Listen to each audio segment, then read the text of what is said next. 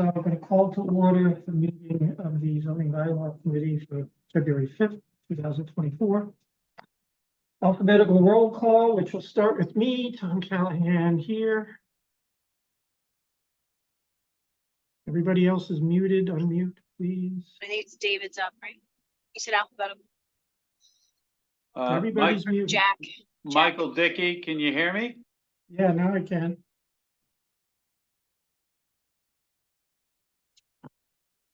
David Frog here. Cassie Malatesti here. All right. So I know Clark is not going to be here tonight. So in light of the fact that the select board switched their meeting to tonight, which is probably where Clark is as well, and Jack's going to go, we won't discuss too much tonight. Just some updates on things.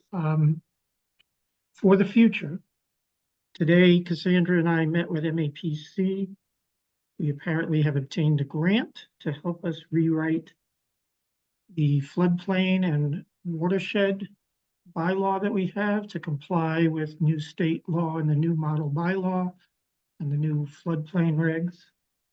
So we just had a very introductory meeting today, and soon you'll see a memo go out to all the stakeholders in town to make any suggestions of what they'd like to see or what bothers them. I explained to them that those bylaws are not used a lot.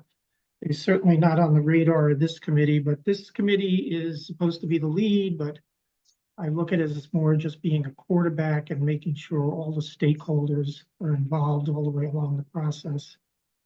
The timeline for that never was going to be any earlier than the fall town meeting. It may be the spring town meeting, but we'll just have to see how that goes. But MAPC is going to write a new bylaw for us. It's going to involve both our Article 9, which is our floodplain and watershed protection overlay district, and Article 14, which is our water resources district. And so, for interested stakeholders, the Concom and zoning board both have jurisdiction over floodplains. The Water Commission obviously has jurisdiction and interest in the water resources. So, we intend to bring in all these stakeholders, yet to keep the process under control, this committee will quarterback. And I told them that our bandwidth is going to be taken up for most of this period of time up until the spring articles are written and ready to go. So, but what we're looking at is again, a memo going out to the boards. What are your initial thoughts about this? What are your pet peeves? What would you like to see in the future? And then sort of have one or two reps on these various stakeholder boards, including the select board too. Meet with MAPC and then let MAPC start working on drafting, and then they'll present a draft to us. So this hasn't been on our radar. It wasn't on the radar of the working group. It was always going to be one of the tail end things that would be done. There is a model bylaw out there now. There is a model bylaw, I think, on climate change and resiliency. So hopefully the scope will include, perhaps some future initiatives. All you recall a few months ago, there was a presentation by CZM about potential flood impacts from the Cove into Elm Street in the village. We're going to share that information with them. So, that's coming down the line in the future. Regarding housing choice, UTEAL is still checking on some data just for the dimensional proposals we have made with the bylaw, with the draft bylaw. I'm waiting on those. Hopefully they'll move on that quickly. On that subject, the Hingham League of Women Voters is conducting a presentation next Tuesday, a week from tomorrow.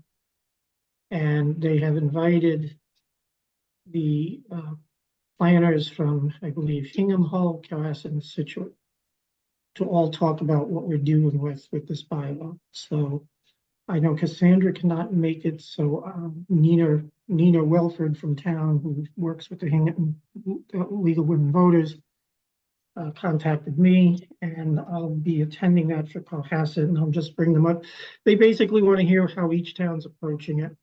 And, we're in a position to at least discuss that and perhaps get an exchange of ideas of how Situate's dealing with it with 2 stations, how Hingham is dealing with it with 2 stations, and Hull has to deal with it as well because it's an adjoining community. So they have to deal with it in a slightly different way, but they still have to deal with it as well. So that's that. And I'm just hoping, again, to get this particular article done soon. So Cassandra, reminder that we want to keep the fire under UTIL.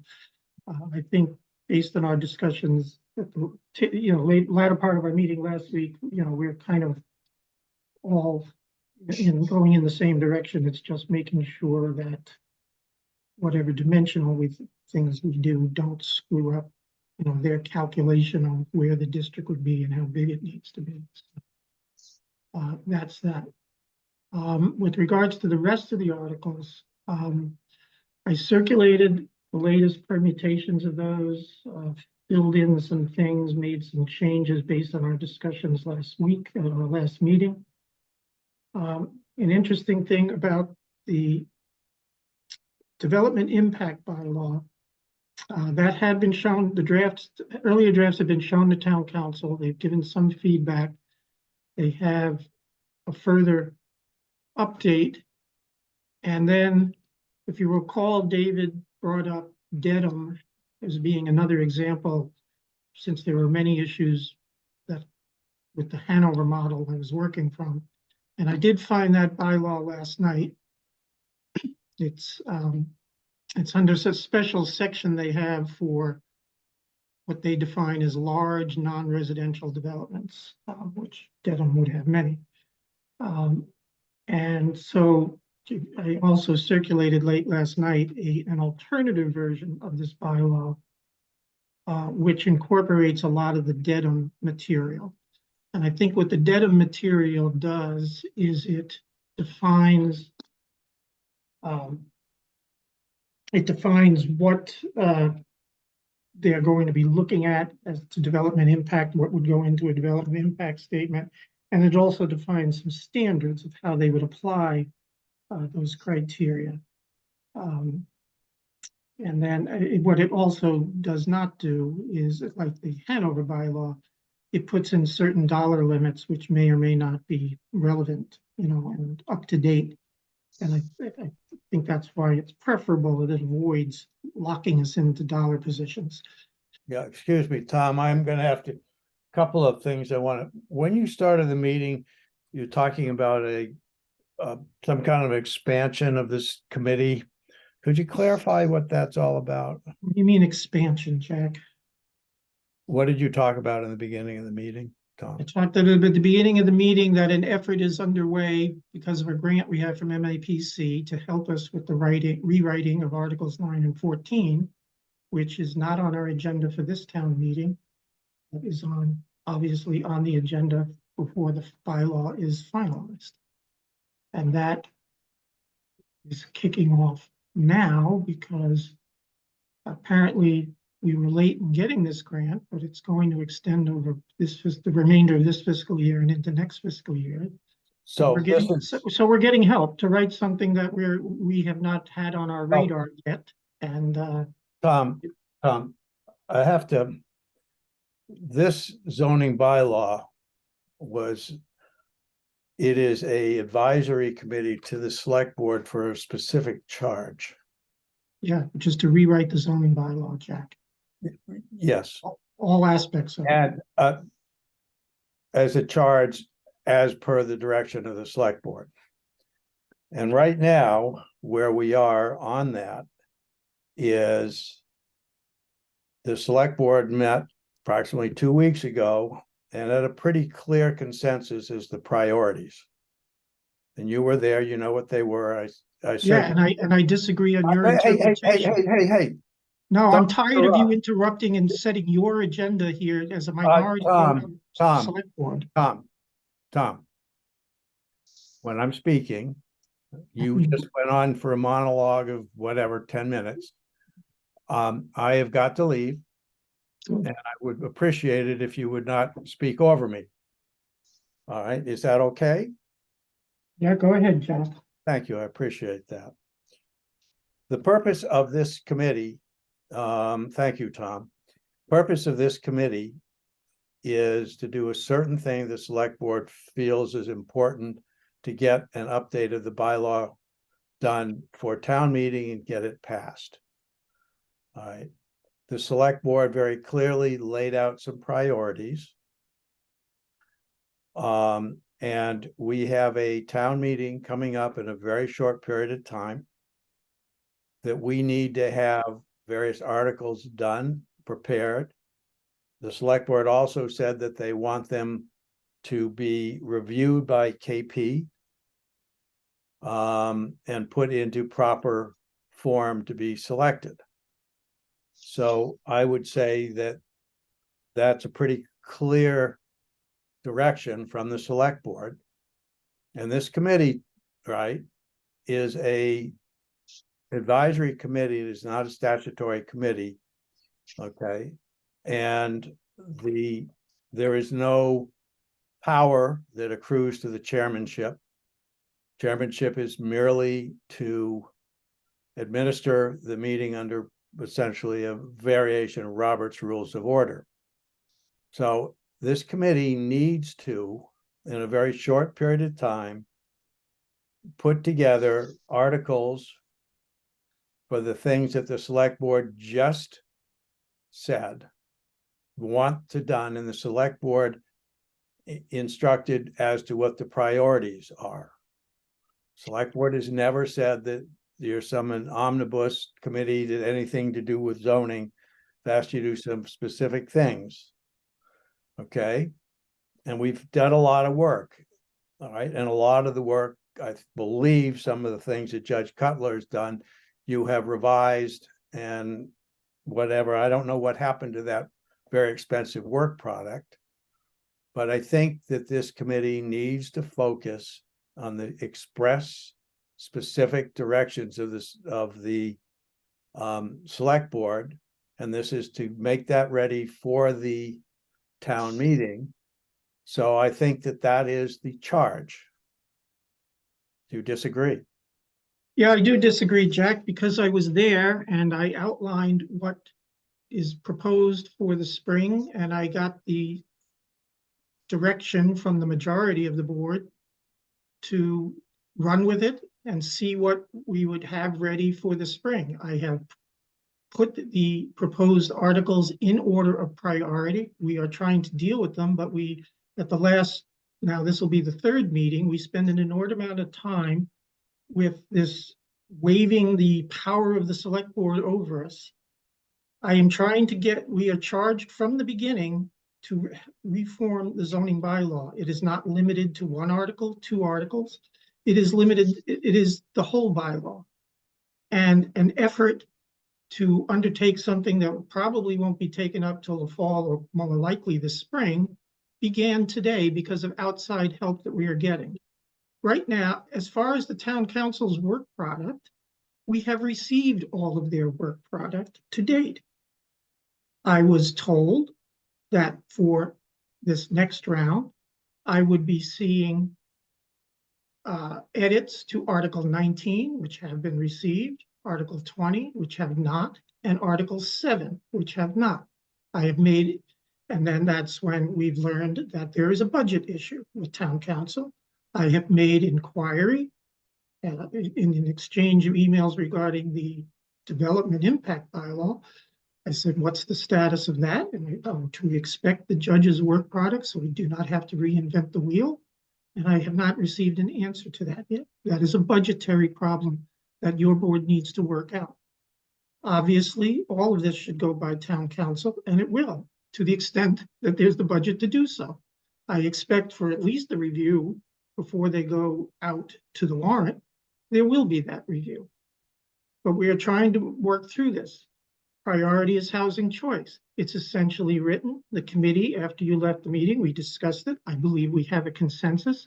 We are waiting for the experts that we have been given to finish their review of one aspect of it. But it is ready to discuss with the community at large. because the direction is known and the direction is set. What's not Okay, set. all right. All right, with Could you- respect to the development impact, thrown out a draft based on Hanover's, don't like it. Dedham was suggested. Now there's a thing about Dedham. Town council had seen the Hanover-based draft. Town council was only given last night, like everybody else, the Dedham-based draft. I welcome their input on it because the one part of it, I will tell you that. Tom, I do have to Go- leave. go. Well, no. It is not helpful to take an antagonistic thing. I'm just reminding you of the importance that the select board and in fact, the recordings of the last select board meeting have been reviewed. And so I'm doing stuff that independently has been told of what they was asked. Jack, I'm not trying to pick a Hey, fight with you. I'm trying to look, get I through have the a work. Tom, I have a time constraint Good. of an executive session in 9 minutes, and I have to get there. Okay, so you've spoken quite a bit. I'm trying to keep it very short, and I'm reminding the whole committee that we need to do this and what is the prioritized and what we'd like to see it prioritized. So I'm not sure that arguments is productive when you're just reminded of the charge of in the legal thing, your client, which is the select board, have asked you to do this. And that's all. And I think the other committee members have done well, but I would say we have to move this along. We have the priorities, and I think that other things that other boards want to do for various other things need to take a back seat. And I think we're probably going to revisit this community, but for now, it's very important to understand that we need to be efficient. We need to get workable things out there because we have deadlines to submit the articles. So on that thing that I do have to leave, we have an executive session on some other aspects of the town. Thank you. And thank all the members of the this committee for showing up. It's greatly appreciated by the select board. Thank you. Thank you, Jack.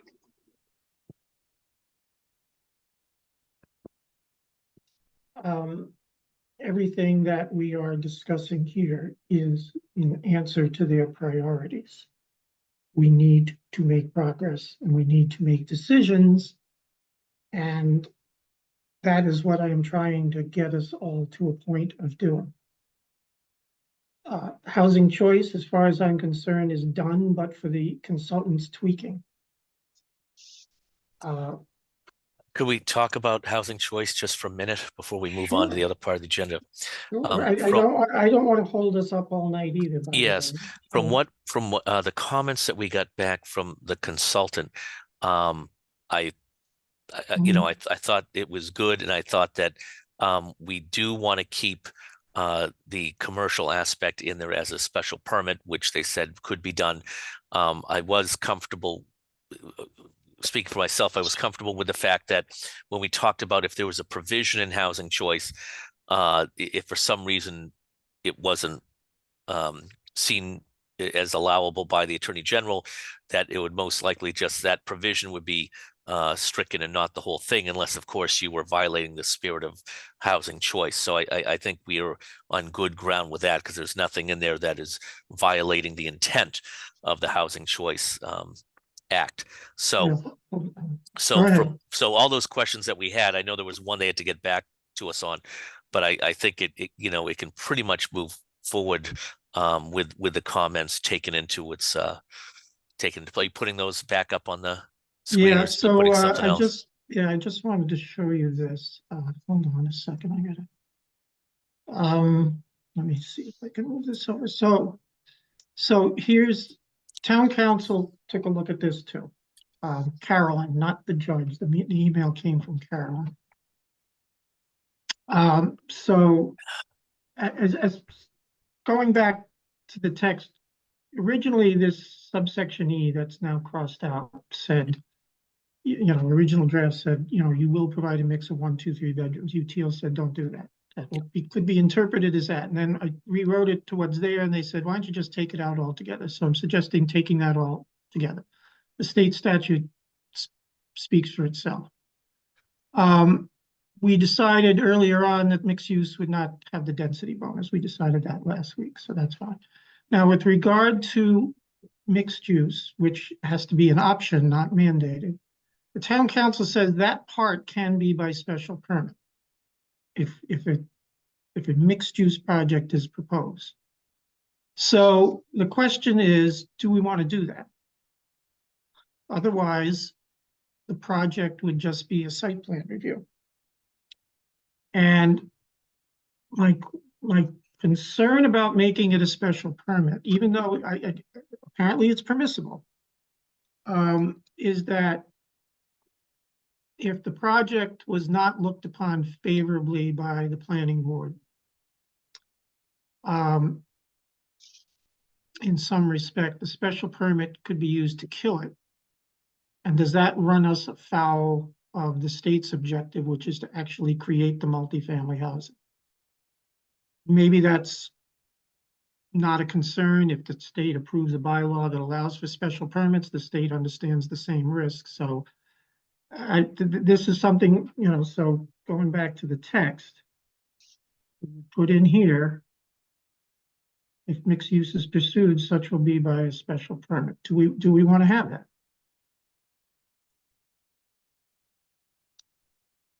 I would stick with what we said from the beginning is that we wanted to encourage.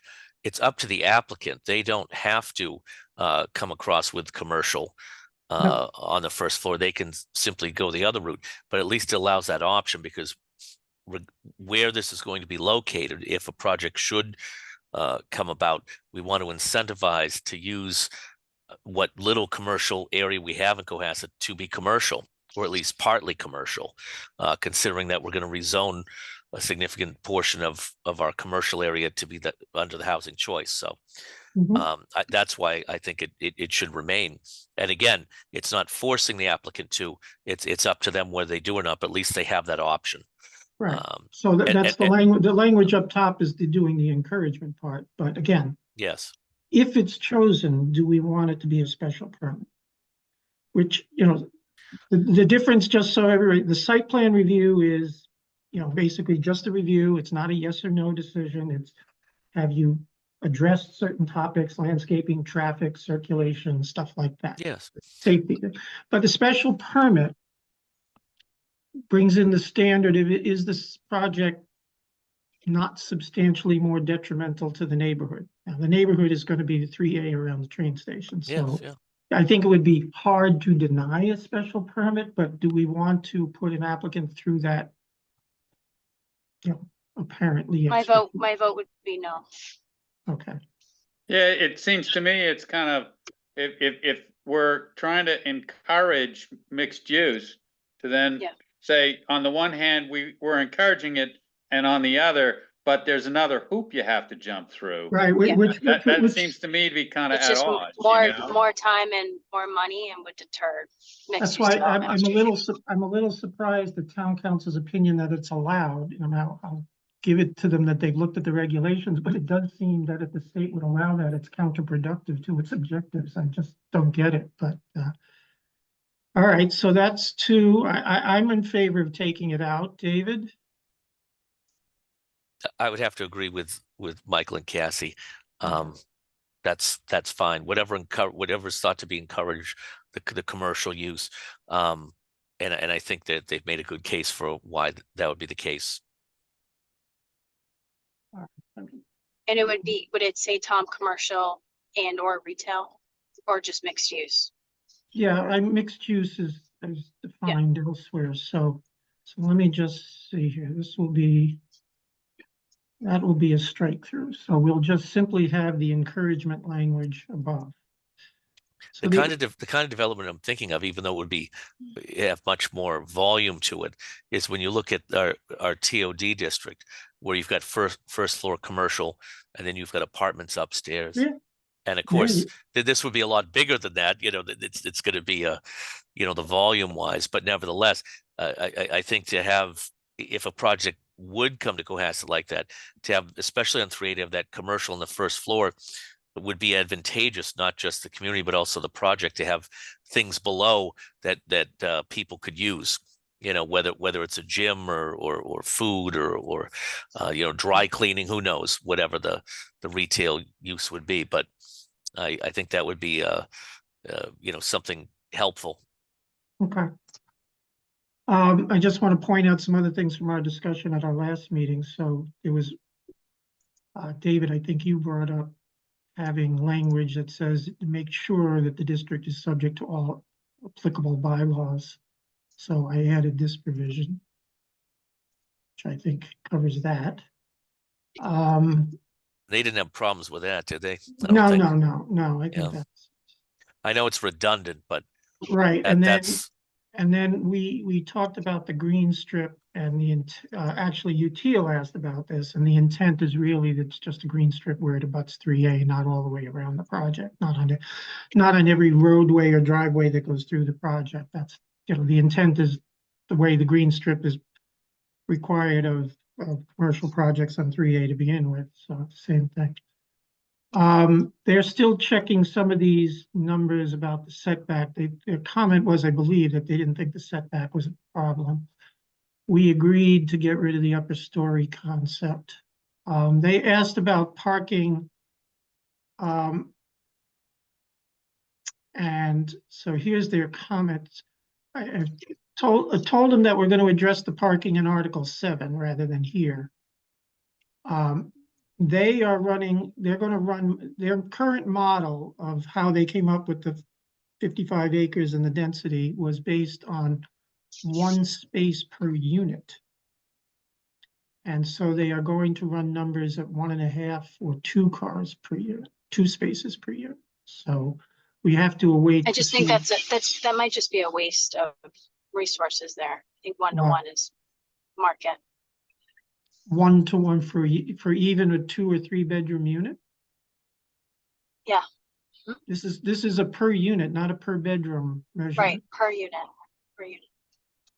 It's always based on per unit. And you think 1 is the right number? Yeah, that's just the requirement of what someone would have to provide, not what someone would technically lease or buy. It's just what you have to provide. I mean, as a practical matter with this district. You're right. The practicality is that we're right next to the MBTA. Yeah, the practical matter, if somebody has more cars than they're allocated, there's got no place else to go. So I really think a developer has to be conscious of that fact and maybe voluntarily go higher than 1 space per unit. But I think what UTL's concern is whether by, is this, if we put in 1.5, it's, you're breaking up apparently. I'm sorry, Cassie. Yeah, breaking up. Cassie, you were breaking up.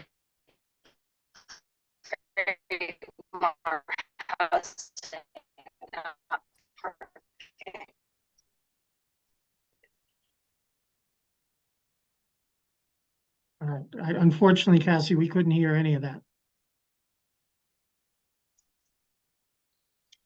Yeah, I think the intent is to create housing, not parking.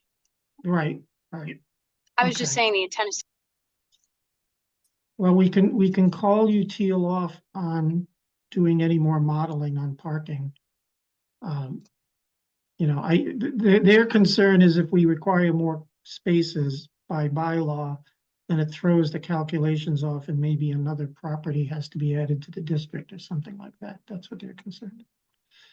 So, and then they just wanted to make sure that the setbacks weren't. Do we have from them, did they have any thoughts on what other communities are requiring regarding parking per unit? Well, they said they were modeling on 1 per unit. That's apparently their default model. That I don't know if that is a suburban model. It might be in the city where you've got, all right, well, or a small city, but I don't want to, again, I don't want to make it overly ambitious where it's going to hurt the bylaw, but I would say even though I mean, they're next to a commuter rail station, they're not next to the T station.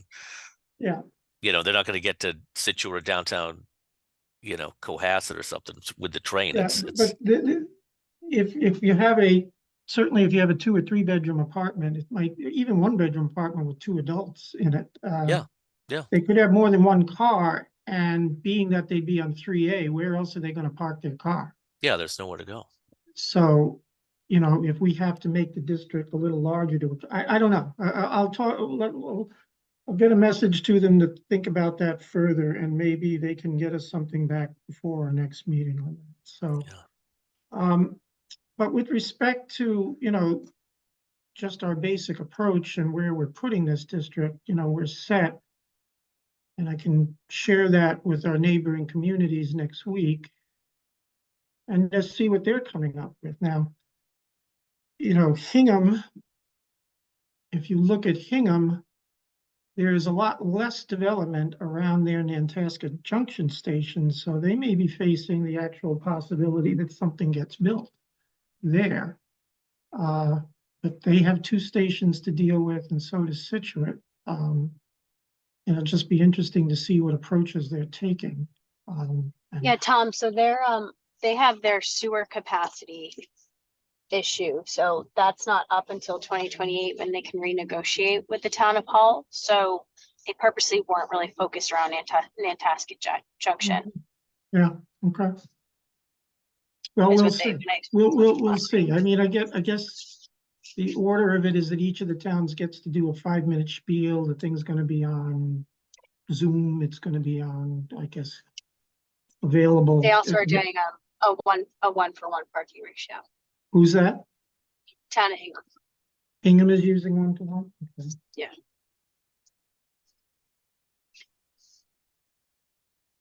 It doesn't mean that someone couldn't rent or buy another parking space. It just No, means that again, that's what they. yeah, what gets built is completely different from just what we have to zone for.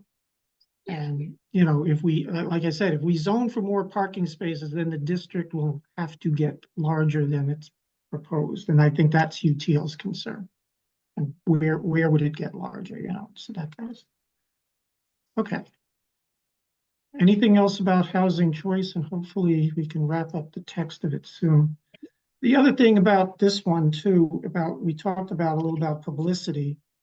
And since our last meeting, the folks from the Anchor have reached out, and they are willing, you know, whatever we want to put together to publicize. 143 is out there. And then Jean Healy Dippold from the Select Board suggested doing videos like they did to sell the town hall project. And with it being professionally done, you can hold up the chart within the video. I mean, I can record a video on a phone, but I can't do the map at the same time. Jean tells me that we are apparently on the verge of replacing Justin with somebody. So once we have a communications person on board, we can start putting together a video, and that can be a team effort. It can be one person, however you want to do it. The Select Board, you recall those town hall videos, everybody did something.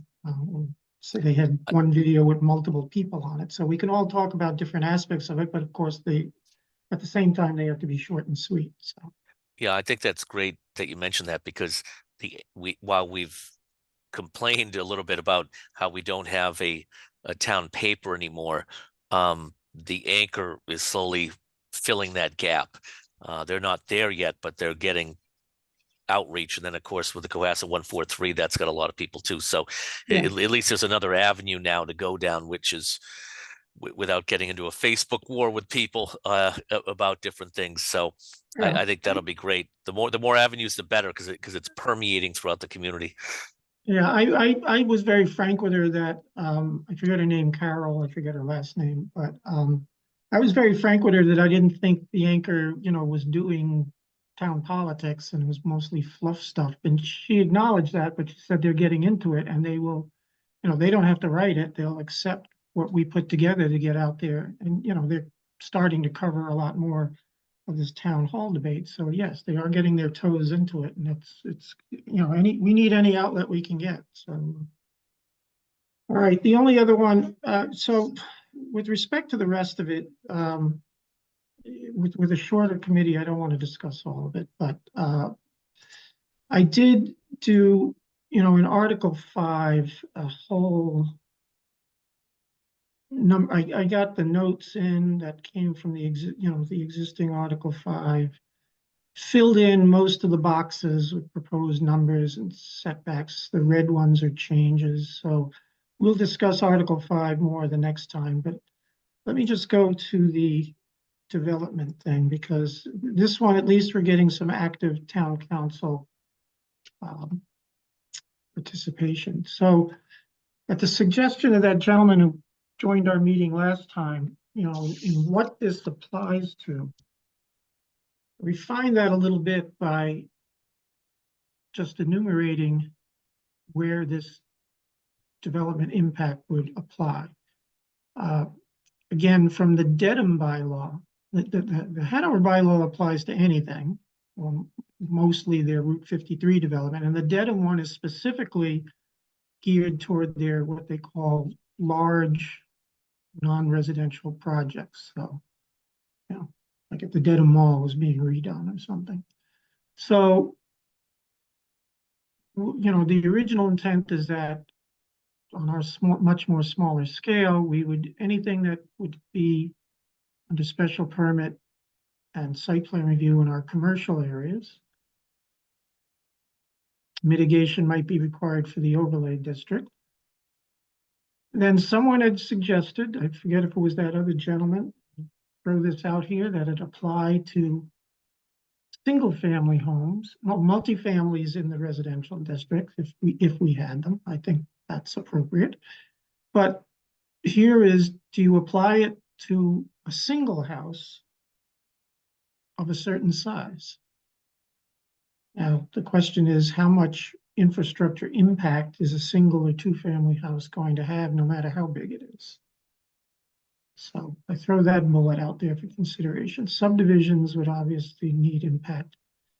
And then in the model from the Hanover bylaw, there were some other things that were automatic triggers. I basically have taken those out except for these two for projects that are in these special protection districts. So that's kind of what edits from the last meeting and that carry over from the Hanover model. Now, everything here, these development impact statements, and I appreciate that you only saw this last night late, and I apologize, but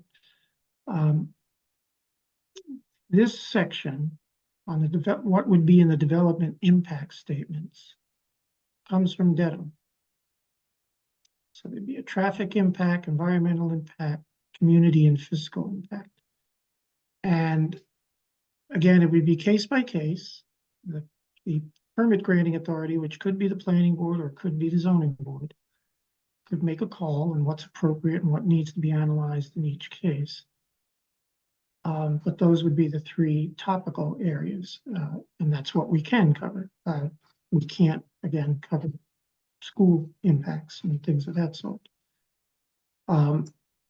Then the Dedham bylaw goes on to at least try to articulate some standards of what it is they want to see in these analysis of possible impacts. So for each topic, traffic, environmental, and community, they have some required standards to look at, and then they have some recommended standards. And I think that's a great approach of what you need to address, and then some flexibility for what we might want you to address given the particular project. So I think how Dedham deals with that. And then this next, the decision-making part is, again, Dedham. Are you scrolling on it? Because it's Oh, not. I'm It's sorry. not Did I not- moving. Yeah. Oh, I'm sorry. Is it, did I, yeah, I shared this, right? Can you all see this? We're on the lot coverage. we're not, whatever Oh, you're sharing is not, you're not Oh, sharing. yeah, I apologize. Jesus Christ, I don't know. You've shared no. the pre-share, not the current share. No, Yeah. I was on the old, yeah, I'm sorry. All I right, would so say one thing while you're doing this though, is that I think the intention, at least with the dead one, was it's codified by sort of the size of the project too. You know, if we have a small postage stamp commercial, uh, redo or something like that, you know, I don't know if it's appropriate to have an impact statement regarding some of those things that it talked about, because of the size of it. It might not be applicable. And I think, well, I mean, that's where this, here, can you all see it now? yeah, All right, so these bullets were some of the things that were brought up by that other gentleman and all of us at the last Yeah. meeting. And yes, we're not Dedham, obviously, and we're not, yeah. their standards are truly based for the giant projects along Route 1 and 1. Yeah, they get a bunch of things in the Providence Highway, but they also get Right. housing there too, that they had off the highway. So it wasn't just your typical Dedham Place or things like that. It was No, and then this is, you know, I emphasize the word may. So whoever the permit granting authority is would have the flexibility to say, based on the size of a project, we don't need this, or we need a very limited impact statement. And I think that's fine, but these would be the triggers. These would be the triggers of where you at least are going to consider whether a development impact issue is being brought up and a statement needs to be made. And what I was discussing before is somebody at the last meeting, I think it was that other gentleman, brought up maybe even single family houses of a certain size would trigger a development impact inquiry. I don't think so. I don't know that we need this bullet. But the others basically is our commercial stuff. And then if you do something large like a multifamily in a residential district, you know, and subdivision, I think, is also obvious given what we just dealt with on Black Horse Lane. So again, when the full committee is here and you've had time to digest this more, I'll just think about those things.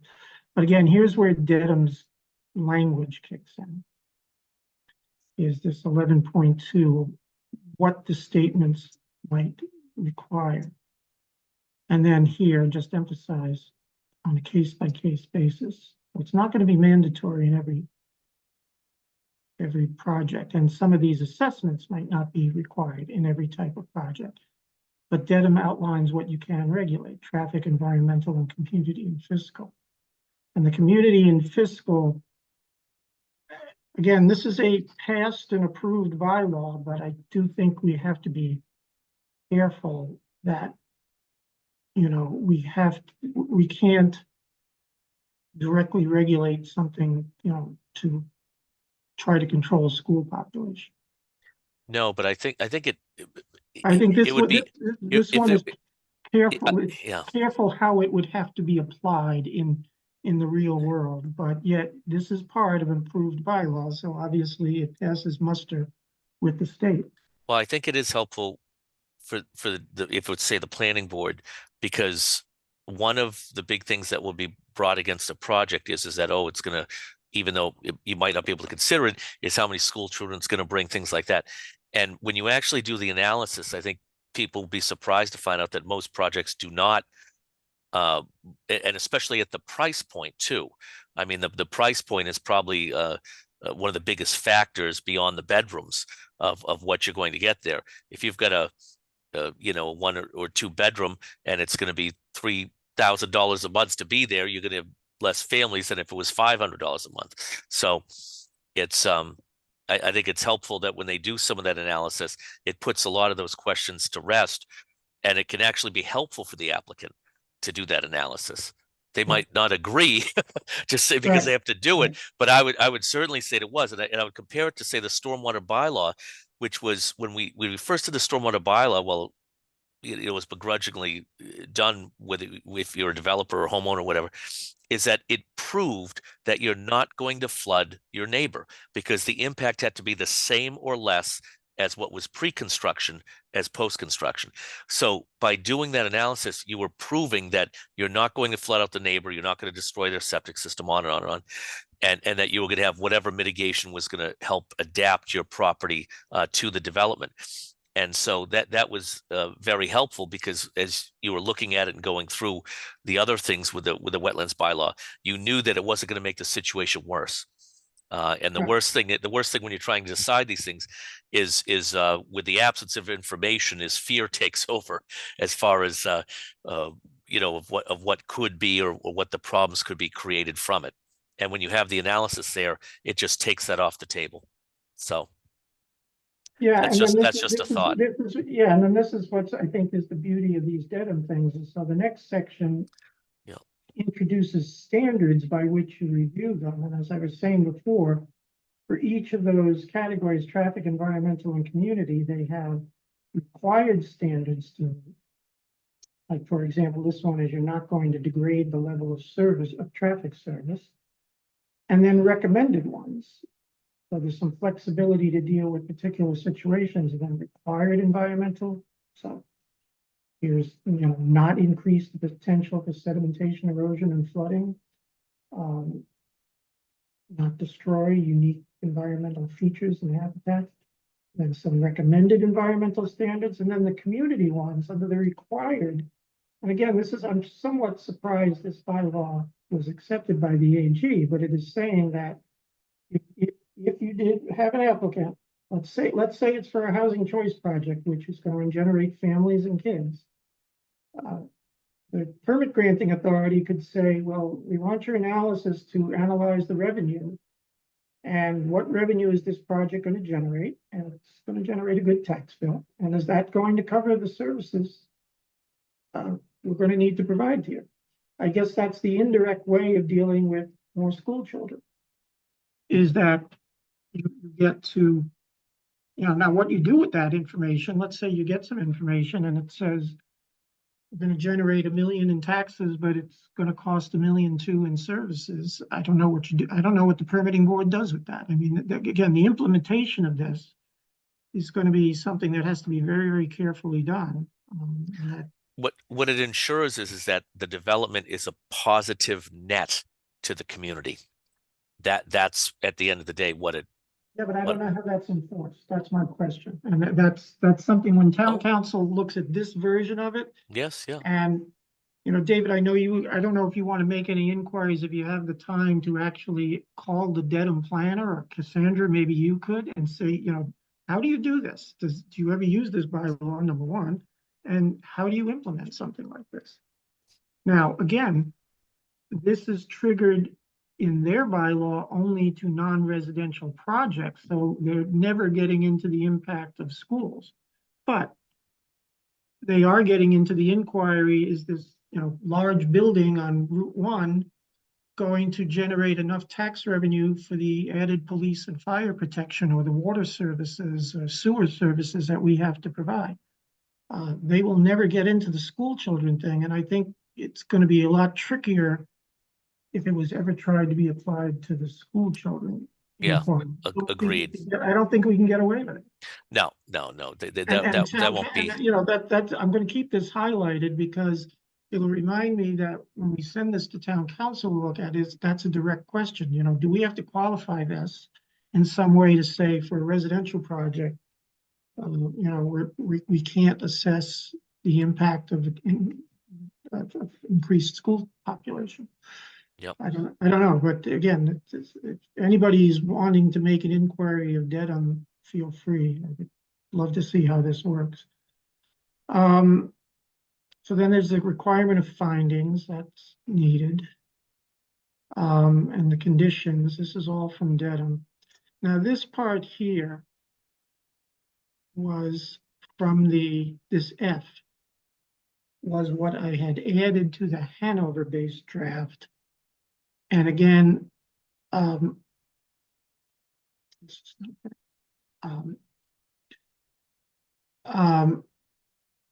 is this what we can do? I think Carolyn's comment said, yes, we can do regulations. Yes, we should do regulations. You might remember from my earlier marginal comment. I didn't like how Hanover said, well, the minimum is going to be, you know, $30 a car or $20 a gallon of wastewater. Locking us into dollar figures, which may then get out of date and out of whack, you know, then you have to go back and amend the whole bylaw. I don't think is the way to go.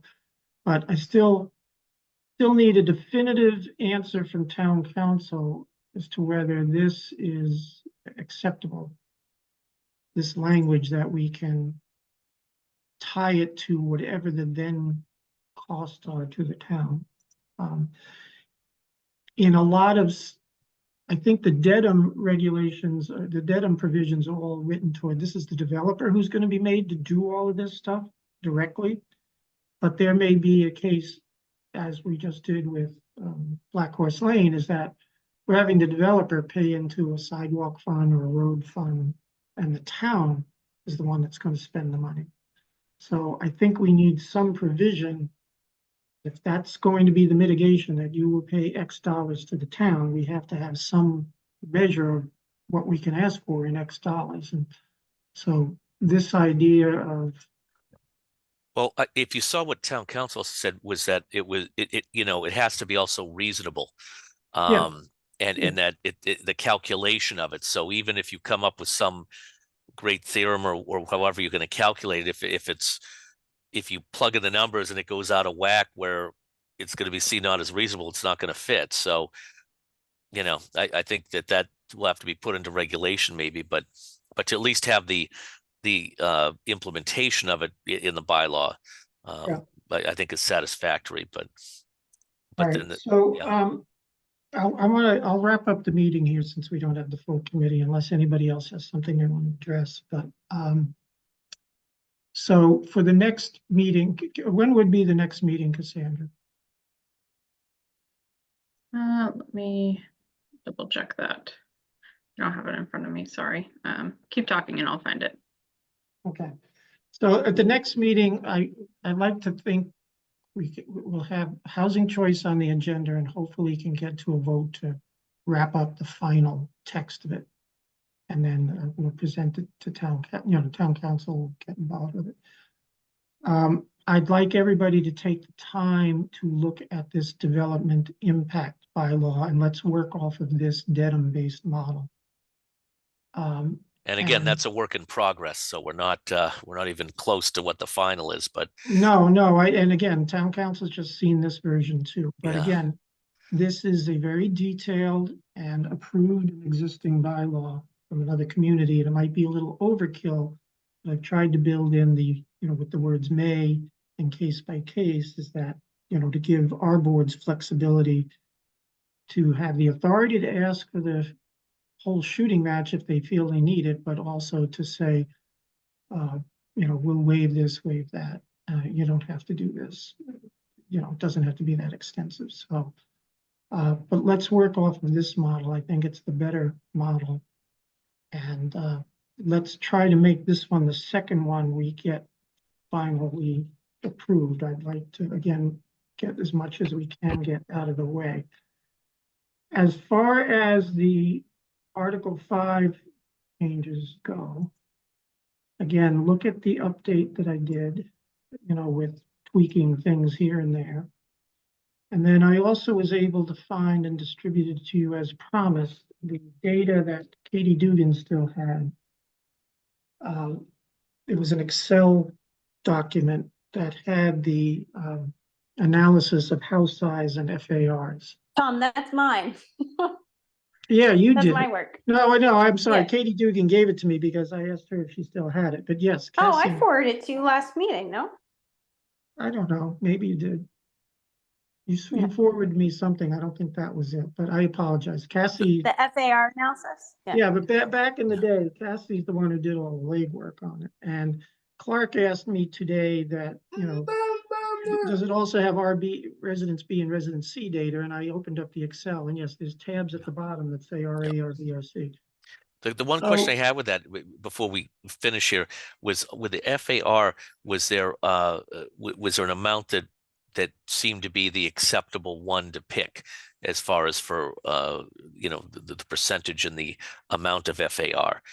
Because obviously Yeah, there's a sensitivity analysis, David, per per district. There should be a sensitivity analysis. I don't think we actually picked one, but you can kind of see based on the average lot size and how big homes are within that district of what the sensitivity would look like for FAR. But I don't think we actually picked one, Tom, for each. No, But there we should be never- little tables within. Yeah, we never got to that point, but what we did analyze was, and I've mentioned this before, the difference in average house size in all the districts before the year 2000 and after the year 2000. And so when we translate that two-dimensional size into an FAR, I guess we first have to say, what do we want? Do we want houses that are averaging just over 4,000 square feet, or do we want houses that are averaging over just 5,000 square feet? I think we need to make a certain value judgment and then have the experts run the numbers and translate that into an FAR.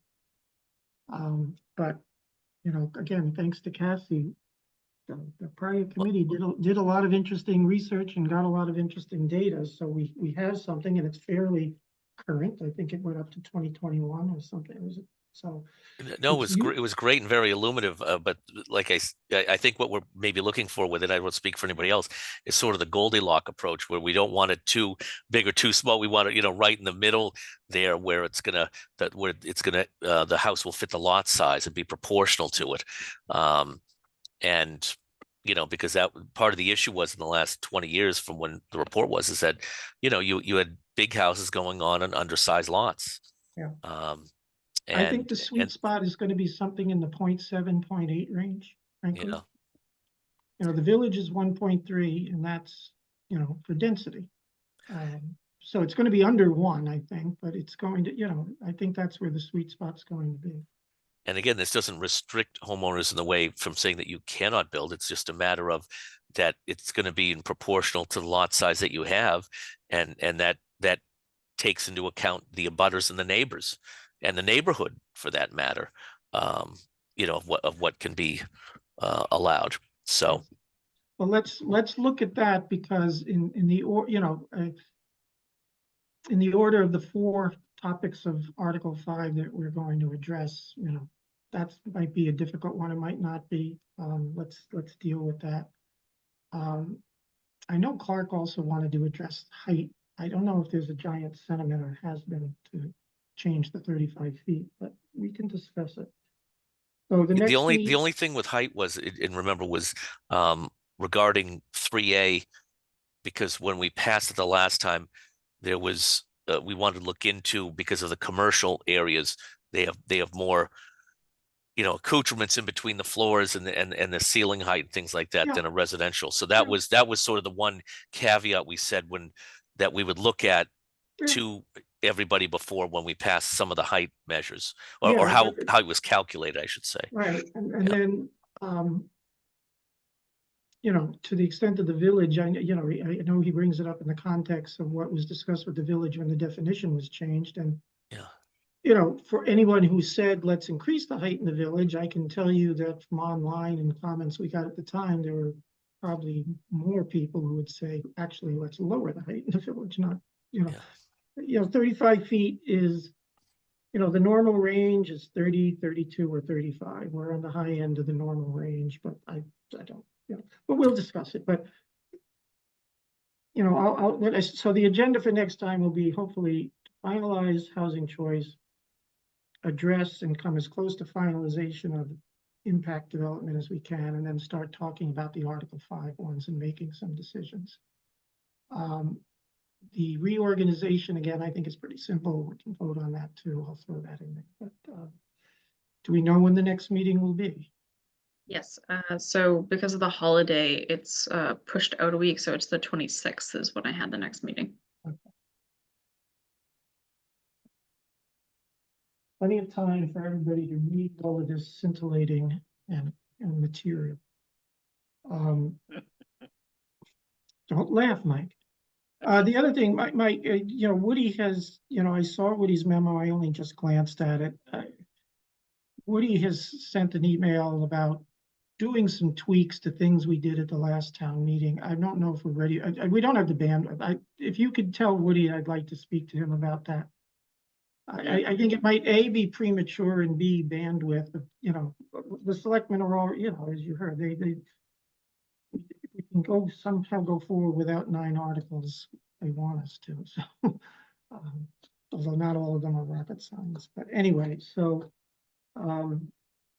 That's what we'll do next time. Hopefully we need to start making some progress and making some decisions, because time is moving, so. With that, I don't have any minutes because nobody wanted to endorse my minutes the last time. I didn't write them from the last meeting. I have them in my notes, but I'm not writing them until everybody calms the hell down about them. I'm looking for volunteers if somebody else wants to write them. But so with that, I'll entertain a motion to adjourn for tonight. So moved. So moved, yeah. Second? Anybody? I'll second. Second. Second, All right, Yeah. all in favor, Tom Kelly and I. Michael Dickey, aye. David Farag, aye. Cassie Malatesta, aye. Remember, it's Beanpot night, go BU. Northeastern just won in overtime, by the way. Okay. Yes, they What, did. against Harvard? Yeah. Yes, they did. Yep. BU needs to wreak revenge on BC tonight, so, all right. All right, thank you all for being here. I appreciate it very much. All right, Thank thank you. you. All right, all right. Good Thanks, night, everyone.